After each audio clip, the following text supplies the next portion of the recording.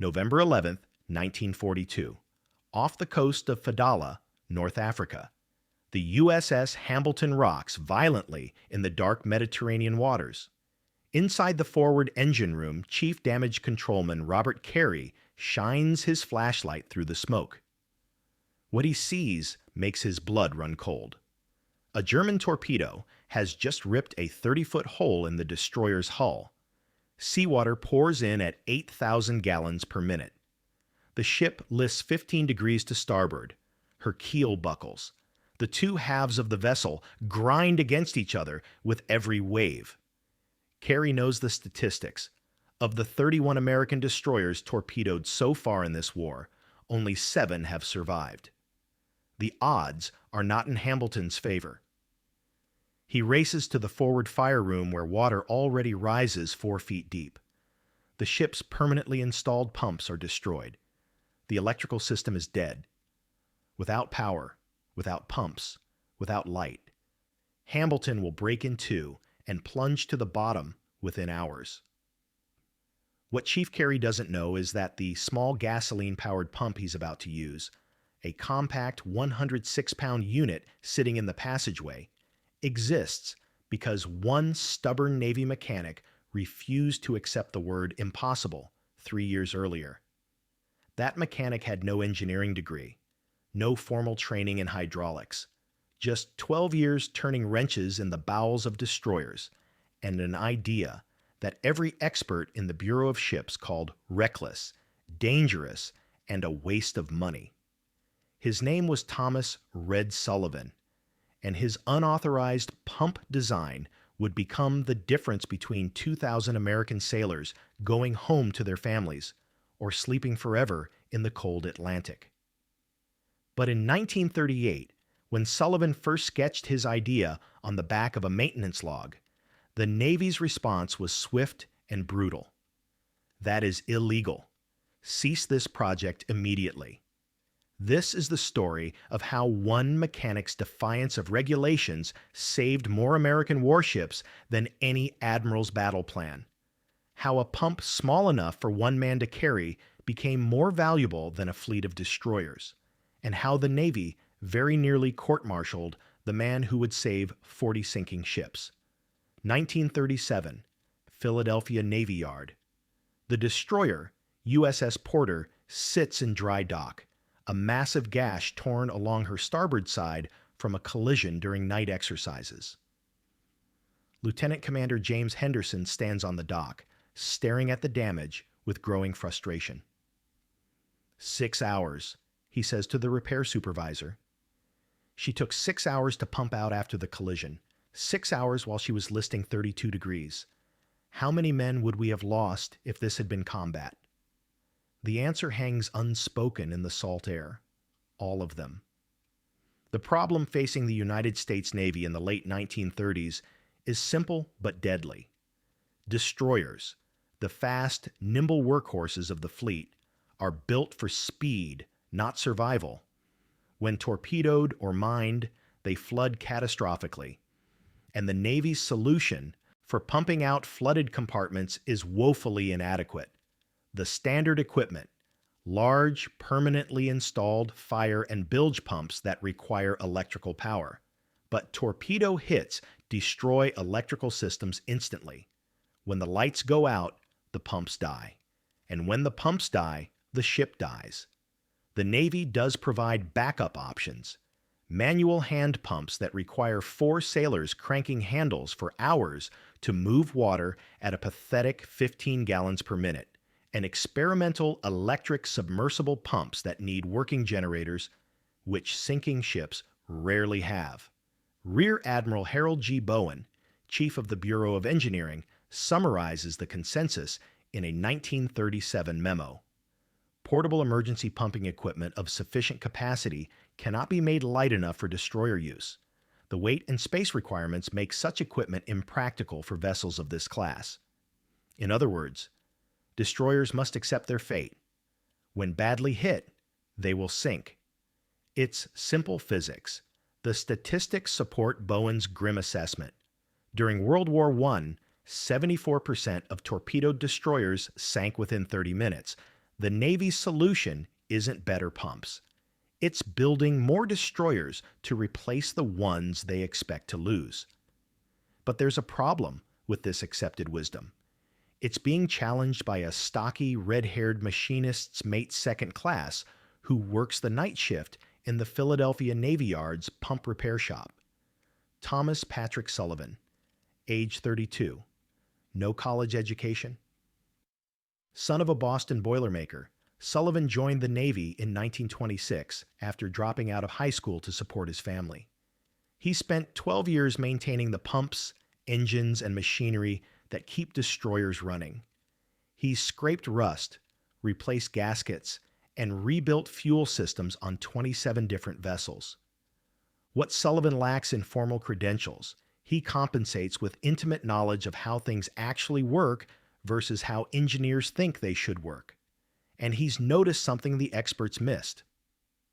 On the USS Porter repair job, Sullivan watches a civilian contractor's small gasoline-powered water pump, a commercial unit designed for construction sites, easily move 300 gallons per minute while being light enough for 2 men to carry. That night, sitting in the cramped workshop with a pot of coffee and a pack of Lucky Strikes, Sullivan does the math in his maintenance log. A destroyer's engine room, approximately 20,000 cubic feet. Flooded to the waterline, 12,000 cubic feet of seawater, 150,000 gallons. Current Navy hand pump, 15 gallons per minute. Time to pump out, 166 hours. That's 7 days.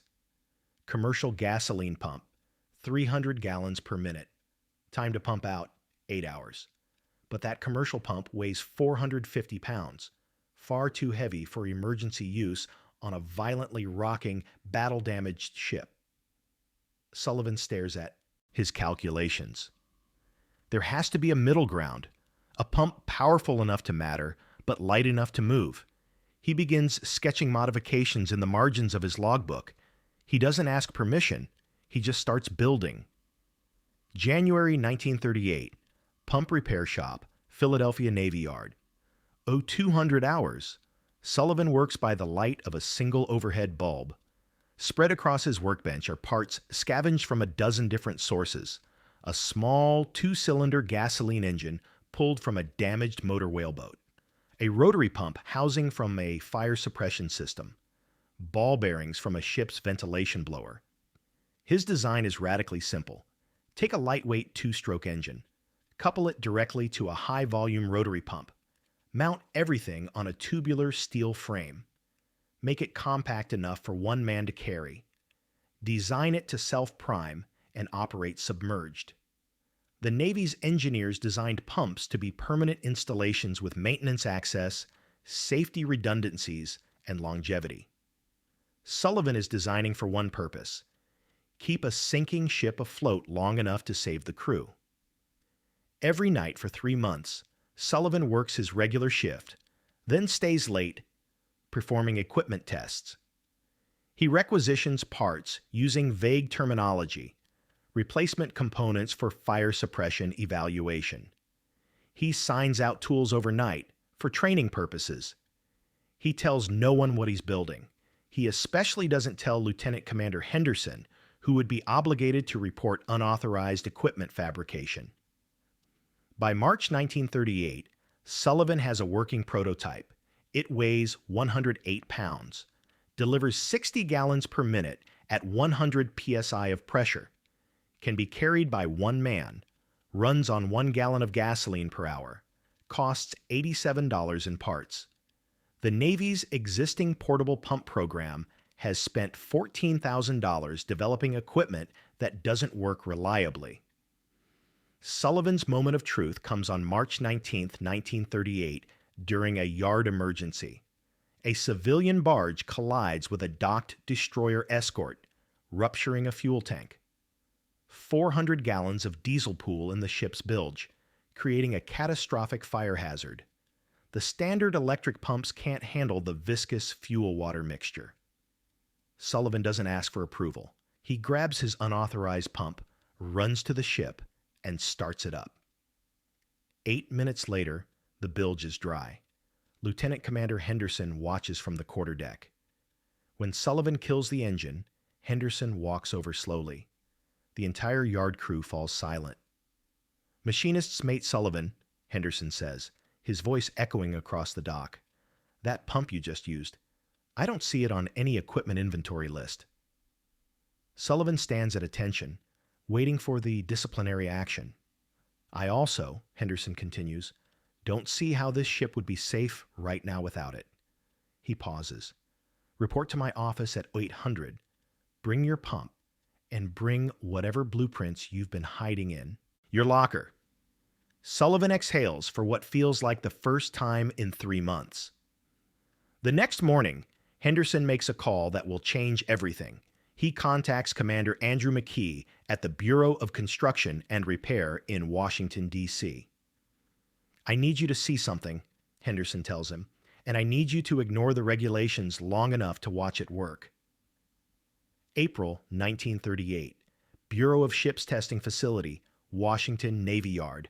Commander McKee stands in the rain-soaked testing basin, arms crossed, watching Sullivan's pump with obvious skepticism. Beside him, 3 Bureau engineers review the test protocol with barely concealed disdain. Lieutenant Commander Henderson has brought Sullivan and his prototype to Washington for official evaluation. The reception is icy. "Machinist's mate," McKee says, looking at the pump sitting on the concrete. "The Bureau has spent 2 years and considerable resources developing portable pumping solutions. Our specifications require units that meet safety standards, environmental regulations, and procurement procedures. Your device appears to meet none of those criteria." "Yes, sir," Sullivan says. "It just pumps water." One of the engineers, a thin man named Carlson with round spectacles, flips through Sullivan's hand-drawn plans. "This engine has no adequate cooling system for sustained operation. Your fuel tank lacks proper ventilation. Your exhaust system will produce carbon monoxide levels that violate containment protocols. And this entire assembly," he waves dismissively, "would never pass Bureau certification." "How long did you spend on this unauthorized project?" McKee asks. 3 months, sir. Night shift." "Using Navy resources?" "Yes, sir." "Without permission?" "Yes, sir." McKee looks at Henderson. "Commander, you understand, this represents misuse of government property, falsification of requisition documents, and unauthorized fabrication of equipment." Henderson nods. "I do, sir. I also understand that the Navy loses 7 out of 10 destroyers that get torpedoed because we can't pump them out fast enough. I'm asking you to watch a 10-minute demonstration before you court-martial anyone." The engineers exchange glances. This is highly irregular. "Fine," McKee says coldly. 10 minutes. Sullivan starts the pump. It catches on the 3rd pull, settling into a rattling 2-stroke rhythm. He drops the suction hose into the testing basin and opens the throttle. Water blasts from the discharge hose, 60 gallons per minute. The test basin's depth gauge drops steadily. Carlson clicks his stopwatch. "Suction lift?" 20 feet, sir," Sullivan replies.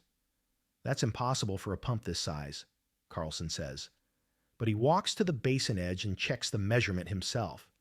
His expression changes. For 9 minutes, Sullivan runs the pump through various tests, different suction depths, obstructed intake, operating at steep angles. Every test succeeds. When Sullivan kills the engine, silence hangs over the testing facility. McKee finally speaks.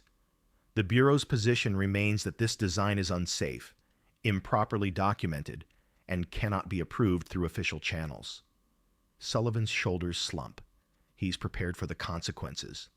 Then McKee adds, "However, Commander Henderson has convinced me that national security may require creative procurement solutions." He turns to Carlson. "How fast can we reverse engineer this for official specifications?" Carlson stares at the pump. "Sir, that would require—" "That is an order, not a debate. I want production drawings in 30 days. Sullivan allows himself the smallest smile. But the real battle is just beginning. May 1938, Bureau of Ships Conference Room, Washington, D.C. Commander McKee presents Sullivan's pump design to the Bureau's Emergency Equipment Review Board. 15 senior officers and civilian engineers fill the wood-paneled room. The mood is hostile before McKee finishes his introduction. Captain Harold Smedberg, head of destroyer design, speaks first. Commander, the Navy has standards for a reason. This pump has no safety certifications, no quality control protocols, no established supply chain. You're asking us to distribute equipment across the fleet that was built in a workshop by a machinist mate who couldn't pass a basic engineering exam. Rear Admiral Bowen leans forward. The weight requirements alone disqualify this approach. Our studies show that effective pumping capacity for destroyer damage control requires equipment exceeding 300 pounds. Anything lighter sacrifices flow rate or reliability. Except, McKee responds, this pump delivers 60 gallons per minute at 106 pounds. On a test stand, Carlson interjects, though his tone is less certain than before. We don't know how it performs under combat conditions. Saltwater corrosion, sustained operation, shock from explosions. Henderson stands. Sirs, with respect, we don't know those things because we haven't tested it in those conditions. But we do know that our current equipment fails in those exact scenarios, every time. The room erupts. This is reckless. Smedberg pounds the table. We're talking about equipment that could kill sailors through carbon monoxide poisoning, engine fires, or mechanical failure at the critical moment. The current system kills sailors through drowning, Henderson shoots back, 100% of the time when they can't pump out a flooded compartment. Gentlemen, McKee silences the room. I didn't bring this proposal to argue. I brought it because USS Porter would have sank if machinist mate Sullivan hadn't used this pump during an emergency. That's not theoretical. That happened. Admiral Bowen removes his glasses, cleaning them slowly. Commander, even if this design has merit, and I'm not conceding that, the procurement system cannot accommodate a device built from scavenged parts by unauthorized personnel. We have contracts, vendors, specifications, congressional oversight. Then change them, Henderson says quietly. The room goes silent. Sir, Henderson continues, we're heading toward war. Everyone in this room knows it. When that war comes, we're going to lose destroyers. Lots of them. And we're going to lose them, not because they can't fight, but because they can't survive being hit. His voice hardens. I've watched sailors drown in flooded engine rooms while our approved equipment sat useless on the deck above them. I will not watch that happen again because we were too bureaucratic to accept a solution that works. Admiral Bowen stares at Henderson for a long moment. Then he turns to Sullivan, who has sat silently through the entire meeting. Machinist mate Sullivan, why did you build this pump? Sullivan stands awkwardly. Sir, I got tired of patching up the same broken equipment that didn't work. I figured if I could fix pumps, maybe I could build a better one. You had no authorization. No, sir. You falsified requisitions. Yes, sir. You violated a dozen regulations. I expect so, sir. Why risk your career for this? Sullivan hesitates. Then, my brother drowned on USS Jacob Jones when she got torpedoed in 17, sir. They couldn't pump her out. I was 7 years old. I joined the Navy, so maybe I could fix things that break. This thing needed fixing. The room falls absolutely silent. Admiral Bowen replaces his glasses. Captain Smedberg, your objections are noted and overruled. Commander McKee, you will work with the Bureau of Supply to establish emergency procurement procedures for this equipment. I want 50 units built and distributed to destroyer squadrons within 6 months. He looks at Sullivan. And machinist's mate Sullivan will supervise production to ensure the units match his specifications. Smedberg explodes. Admiral, this sets a dangerous precedent. The precedent, Bowen interrupts, is that the United States Navy values results over protocols when American lives are at stake. This meeting is adjourned. As officers file out, McKee leans to Henderson and whispers, "We just won, but they'll never forgive us for it." If you're learning something new about WWII history, hit that subscribe button. We drop untold stories like this every week that you won't find in any textbook. And stick around, because the real test of Sullivan's pump was about to come in the deadliest waters of the Pacific War. The pump gets its designation, P60, P for portable, 60 for gallons per minute. By December 1941, when Japanese bombs fall on Pearl Harbor, 187 P60 handy billy pumps serve throughout the Pacific Fleet.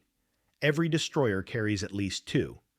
But they remain controversial, expensive, maintenance-intensive, and still viewed by many officers as makeshift equipment unsuitable for real naval combat.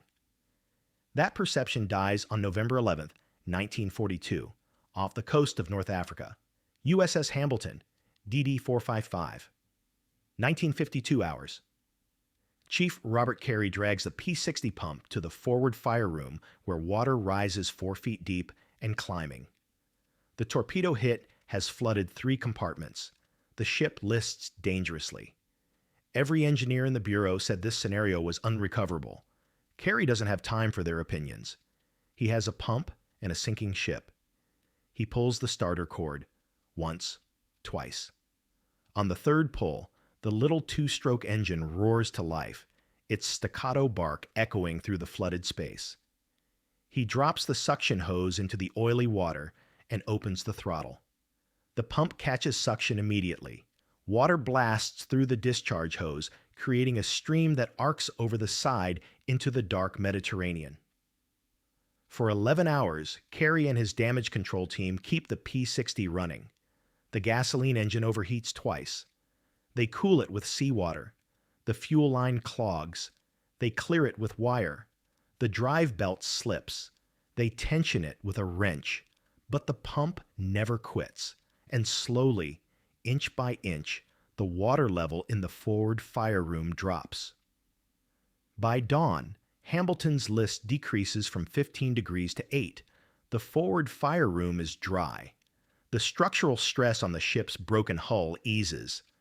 When tugs arrive to tow Hambleton to Casablanca, she's stable enough to survive the journey. Lieutenant Commander Julian Wheeler, Hambleton's executive officer, files a report that reaches Bureau of Ships 3 weeks later. Without the portable gasoline pump, this vessel would have foundered within 4 hours of the torpedo strike. Equipment performed flawlessly under combat conditions. Request additional units for all destroyers. The P-60 proves itself again and again. USS Abner Reed, DD-526, August 18, 1943, Kiska Island. A mine detonates under the destroyer's stern, severing both propeller shafts and flooding the after compartments.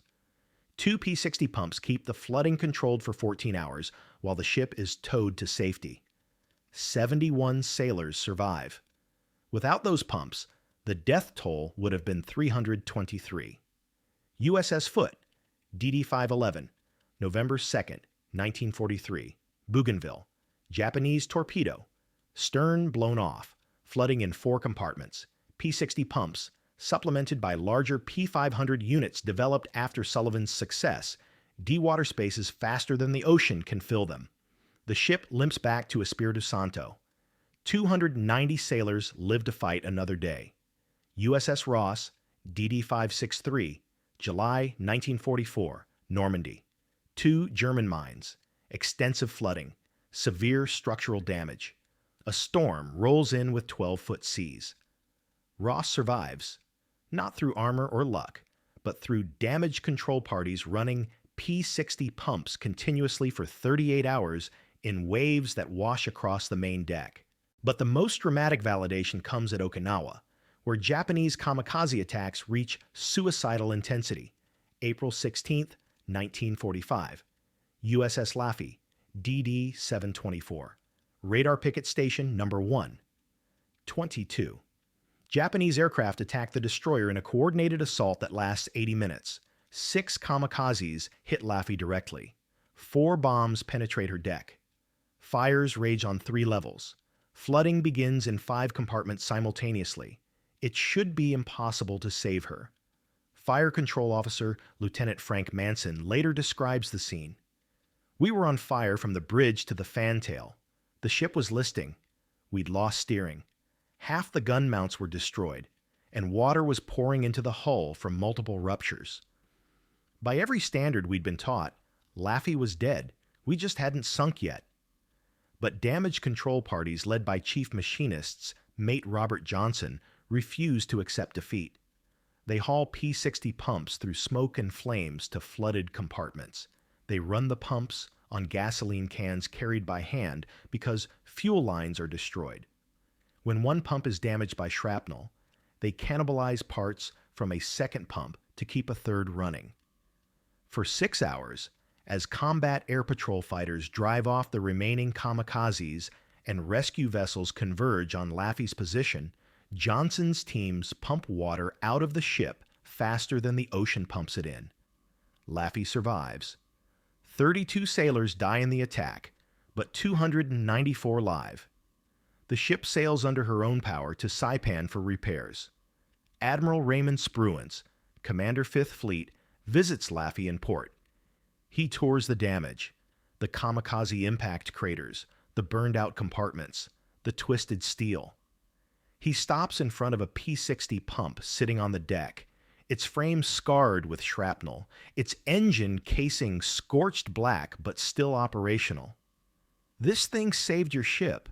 Spruance asked Johnson. "This and 2 others like it, sir." "Yes." Spruance stares at the pump for a long moment. Then he turns to his aide. "I want one of these on every ship in the fleet, not just destroyers, every ship." The final statistics speak for themselves. By war's end, P-60 pumps equipped 647 U.S. Navy vessels. In documented cases where destroyers suffered critical torpedo or mine damage, 40 ships survived that would have otherwise been lost. That's 40 ships representing 12,000 sailors who went home instead of sleeping in the deep Pacific.